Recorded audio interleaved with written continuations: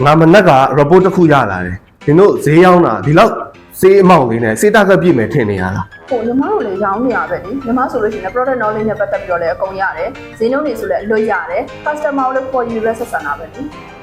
အဲ့ဆိုဘာလို့အယောင်မရရလဲနင်တို့အဲ့ဆိုနင်တို့ဘာကိုအယောင်ပြ cherry က customer လို့စုစုဖုန်းခေါ်လိုက် ဟုတ်ဟုတ် hello ဟယ်လိုညီမတို့မှာကလိုရင်းရှိလား အော်ဟုတ်ကဲ့မရှိပါတယ်ရှင်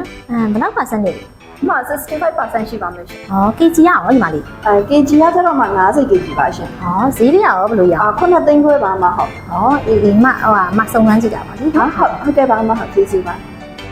မဟုတ်ဘူးနင်တို့ကတစ်ခုခုလိုနေတာ အားလုံးနေရလဲပေါ့ ဟယ်လိုဟုတ်ခဏလေးဒီမှာကြည့်နင်တို့ကရောင်းပြမယ်ဟယ်လိုဟုတ်ကဲ့ဟုတ်ကလိုရင်းရှိလား 少夸嘛表呢呀？ ရှိရရှင် ဟုတ်အခုကလိုရင်းရှိပါတယ်ကိုဟုတ်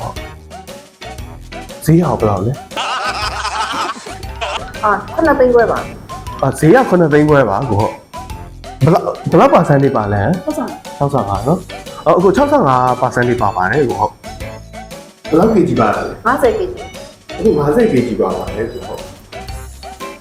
ဘာတိုက်လဲ granular type အခု granular type မျိုးစားပါဟုတ်ကဲ့အခုဟုတ်အခုဒီလိုလုပ်ဗျာညနေကြာလို့ရှိရင်အခုအားလို့ရှိရင်ကျွန်တော်တို့သွားတောက်မယ်လေနော်ပြီးသွားလို့ရှိရင်ကျွန်တော်တို့အချိန်ရလို့ရှိရင်လည်း KTV သွားကြတာပေါ့အတန်လေးပါလေးစမ်းရင်လည်းဟုတ်အခုဘယ်နှပုံးလောက်ယူလဲမသိဘူးဗျ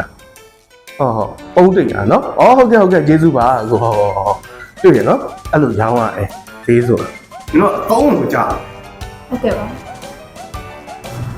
မလေးဟဲ့ငါတို့ညာသုံးကြပဲသူ့ရောင်းတဲ့ပုံလေးကြည့်ရော အေးမှတ်တောင်ထားရဟုတ်တော့ဟုတ်ရတော့စားတာကောင်း